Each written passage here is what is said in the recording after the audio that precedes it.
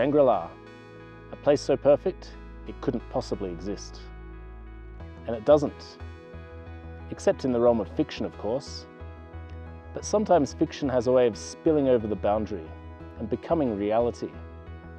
So either I'm in a dream, or this place actually exists.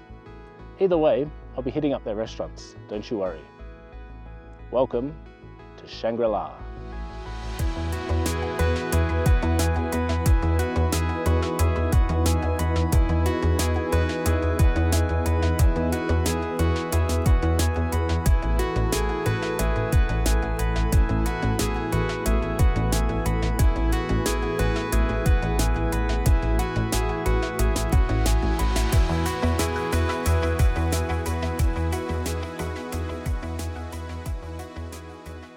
But first, to the Tucker Eats time machine. Set the dial for February 1922. Lijiang, Yunnan, China. Austrian-American Joseph Rock has just arrived, and is immediately taken by the Naxi tribe of the region. He embeds into their culture and spends the next 27 years in the region, learning their practices and customs. He pens a regular stream of anthropological papers on the Naxi, and becomes famous in the science and culture magazines of America. Now to 1933, England, where James Hilton has just published a piece of fiction called Lost Horizon.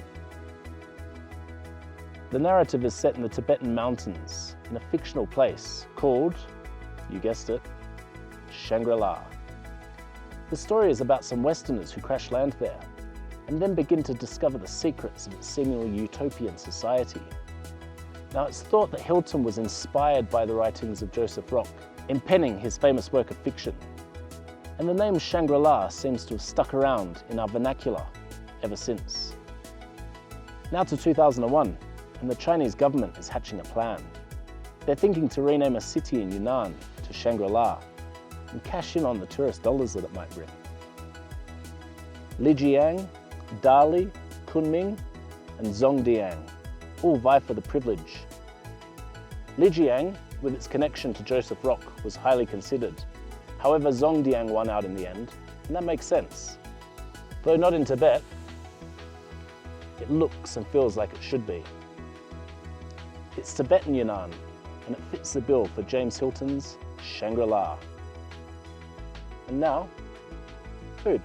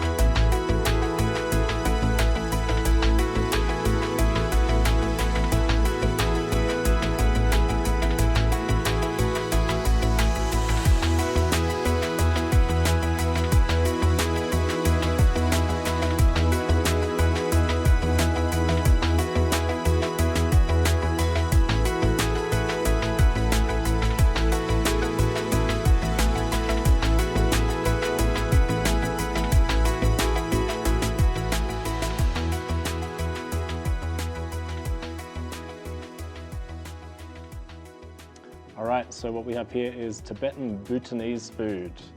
And it took some finding this place because it's in super low season at the moment, probably because it's freaking cold. And so heaps of restaurants are just closed. I'm the only person in here, so I can probably speak up a bit. It's all about the yak meat today. We've got yak meat stir-fried with spring onions, dried chili, tomato, ginger, and some black pepper. Then we've got some momos, yak momos. And then the rice has this yogurt on top with some brown stuff. So we'll see about that later. So let's start with this stir fry. I did have a dried yak meat stir fry last night. That was pretty tasty.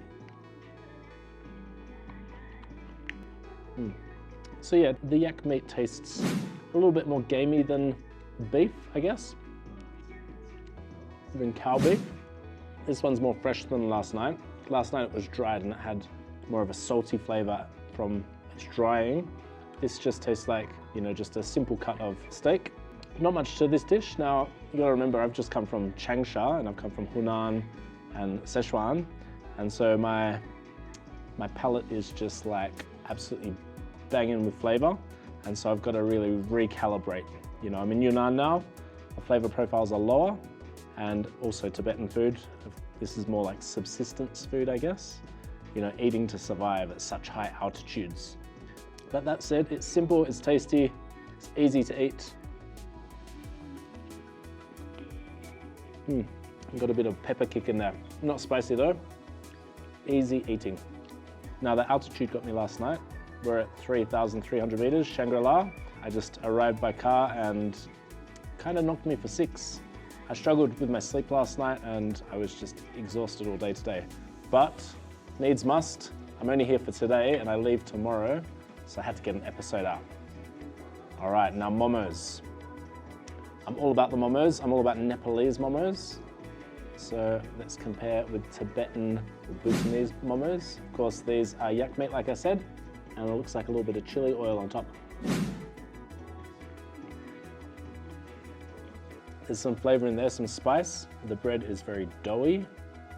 Just split one open so you can have a look at what's going on in there. It's dripping a bit, nice and moist. I'll try it without the chili.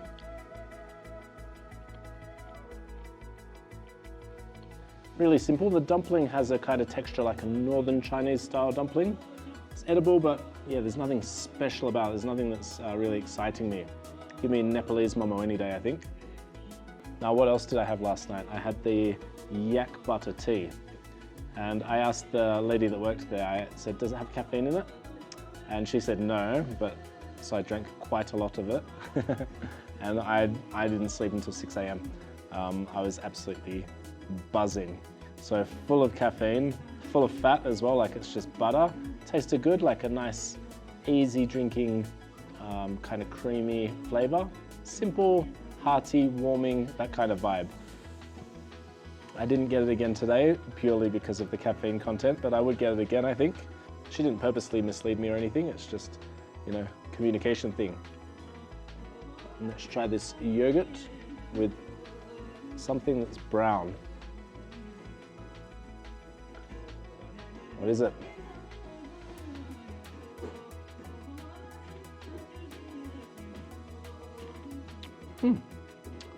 It's brown sugar. Tastes like the kind of sugar you'd get in an Okinawa brown sugar bubble tea. And yeah, interesting. And then to put it on top of the rice as well. So I guess in India they have the raita, the palate cleanser with the yogurt and cucumber. This is a different vibe because it's, you know, it's sweet. And the yogurt itself has a sweetness as well. So a bit of a sugar fest, bit of a creamed rice vibe, a little bit. Yeah. So yeah, simple subsistence kind of food. Easy to eat, but nothing really to write home about here, I don't think. And that's kind of what I was expecting.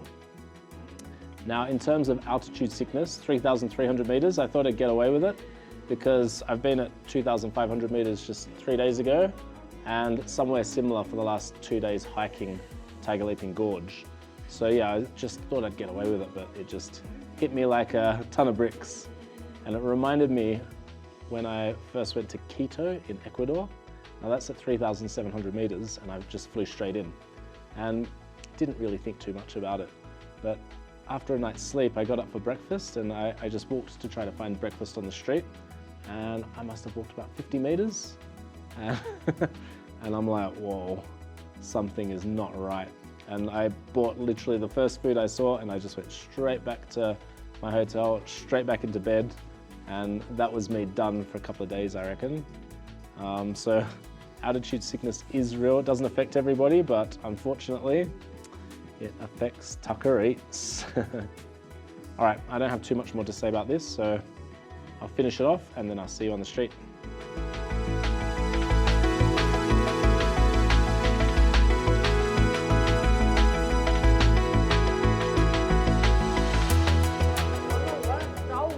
All right, a little bit of subsistence style Tibetan eating.